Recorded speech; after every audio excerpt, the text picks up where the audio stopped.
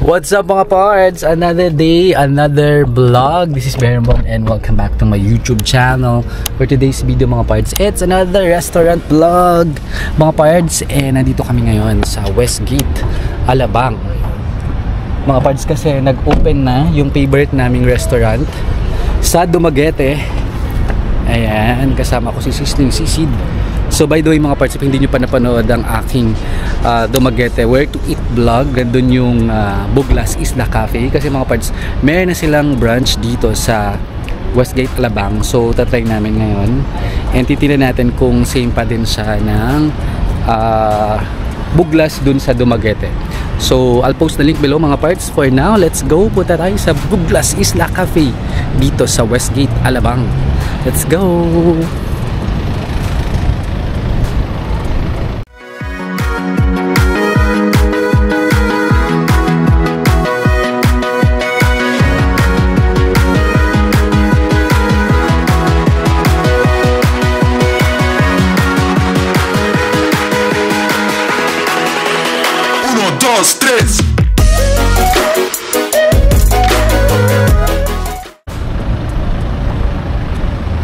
Ayan mga pards, it's open.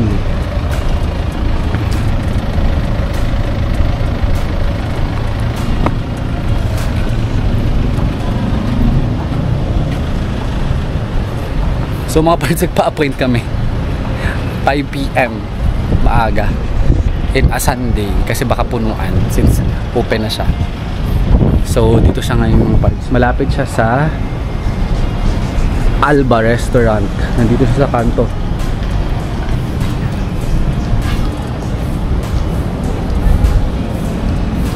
Tada! It's the same. Buglas Isla Cafe.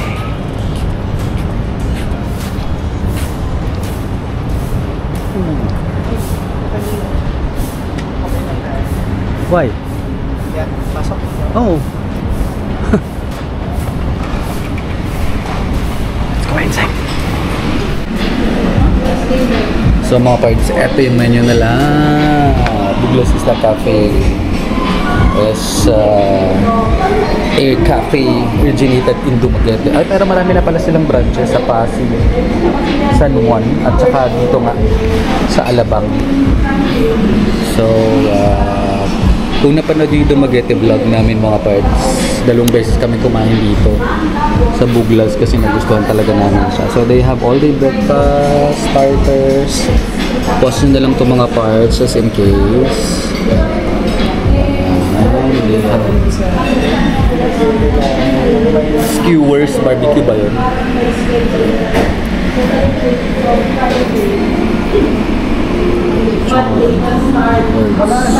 Wala. May beef kansi. And yung drinks.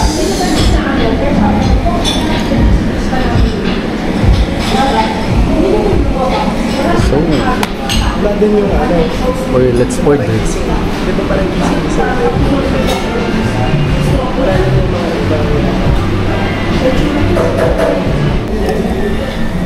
So meron sila complimentary chichara po.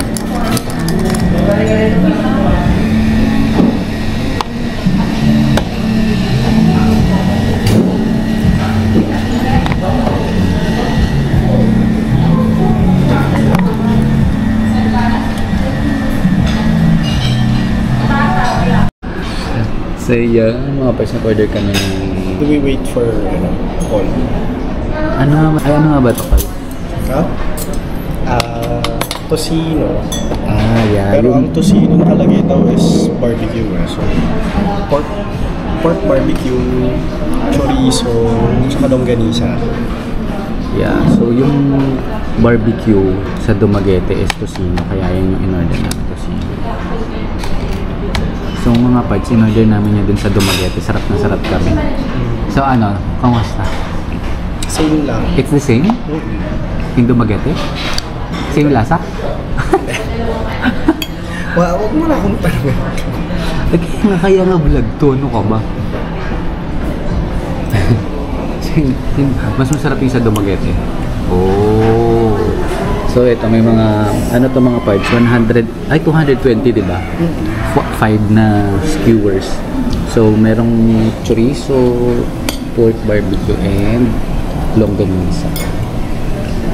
May silang dip, soy sauce and vinegar.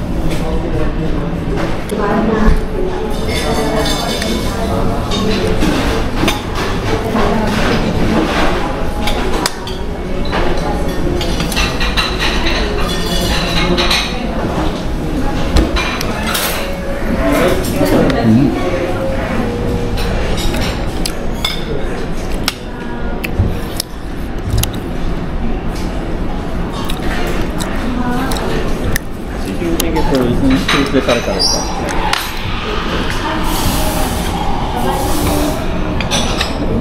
Ano po yan? Kare-kare. Kare-kare. Ini na bago ka. Or na kare-kare.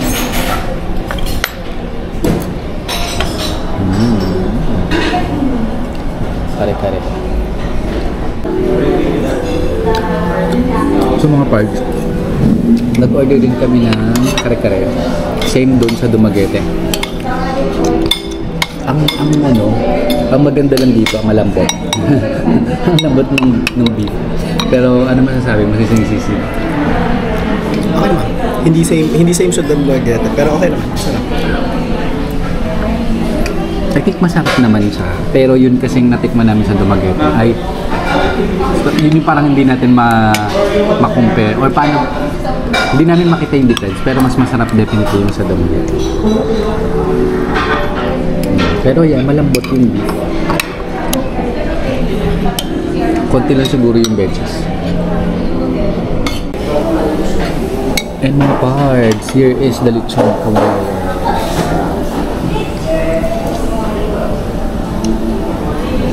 Tight.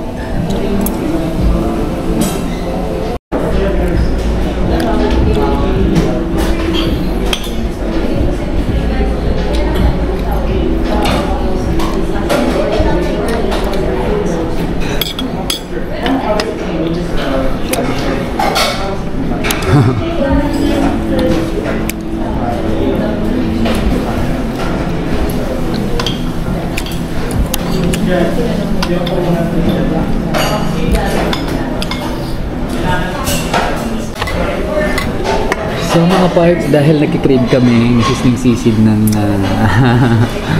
Dumaguete sweets like yung Sansrebal, nag-order kami ng dessert nila. This is Dumaguete Sansrebal. So tikman natin kung masarap. And this is ano to? Taho cheesecake. Taho cheesecake. Oh. So tikman natin kung masarap mga guys. Tikman mo na yung cheesecake. So that is ano? Nabasa ko kasi sa Google review na hindi daw ganun katamis. Yeah. Hindi daw ganun katamis. Ano siya? Tokwa? Tokwa? Hindi, I mean soy. Like soy. Yeah. Kasi taho eh. Ito naman, Sansrebal.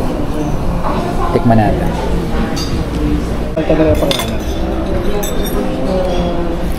Tikman natin mga parts ng cheesecake. Ay, hindi. Sansrebal pala to. Dapat taho Graham. Taho Graham. Yung sinasabi po si Sising-Sising.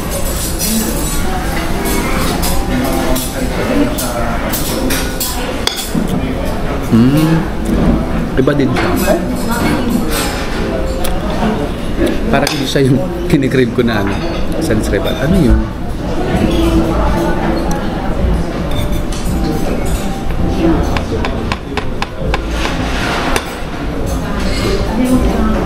Mas masarap.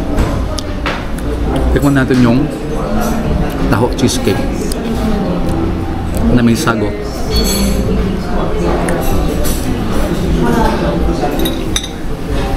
Taho Graham cake siya. So far naman, we had one last meeting, which is and then after that, Plus. So mga parts, ito yung aming bill. So we have ordered 1, 2, 3, 4, Ang bill namin ay 2,276. I told you it's 2,000 plus. So yeah mga parts, it's a little bit expensive compared sa Dumaguete. Pero yeah, nasa Alabang kasi tayo. So let's go. Bayaran na natin to. 2,200. So there you have it mga parts. Tapos na kami kumain dito sa Buglas Isla Cafe. And so far kumusta naman sisid Okay experience? Ano yung okay naman? Masarap ba? Sakto lang. Yeah. So yun mga parts, actually, syempre meron na kaming certain standards na ina-expect kasi nga kumain kami dun sa Buglas Isla Cafe sa Dumaguete. So kaya naman kami din nag-dine in dito because nag-crave talaga kami dun sa natikman namin sa Dumaguete. Pero syempre ngayon mga parts, parang iba din talaga yung pagkain. Okay naman siya, but I think yung experience and also the price, it's different. And yung lasa din, tsaka yung presentation, iba din talaga. But yun mga parts, if you want to experience yung Buglas Isla Cafe dito sa Westgate, it's open already. Pero dun sa mga parts natin na nakapag Buglas sa Dumaguete or na-experience nila, baka hindi ma-meet yung expectations or yung standards kasi nga, syempre maganda talaga doon sa Dumaguete and masarap talaga yung food nila doon. So yeah, and also the price, I think it's more expensive. Syempre nandito tayo sa Alabang, so marami na mga additional charge and all, syempre yung location din. But yeah, for the experience and if you want to try, I think mag-e-enjoy naman kayo if you have no experience dun sa Buglas Isla Cafe sa Dumaguete. So kasi kami meron na kaming yun nga, alam na namin yung ina-expect namin and nag-expect din kami ng mataas, so kaya yun. So by the way mga parts, if you like to try, dito lang yun sa Westgate. But if you want to watch my Dumaguete vlog and where to eat in Dumaguete, eto yan. And I'll post the link below. Hanapin mo lang sa aking YouTube channel. And please don't forget to subscribe to my YouTube channel. Please like, share, and comment down below if you have question. Hit the notification bell mga parts if para like and updated whenever I upload new videos. And please follow me in my social media accounts, Facebook, Instagram, and TikTok also at Bernbong. So yung mga parts hanggang sa mga susunod kong YouTube videos, stay safe and healthy. Bye!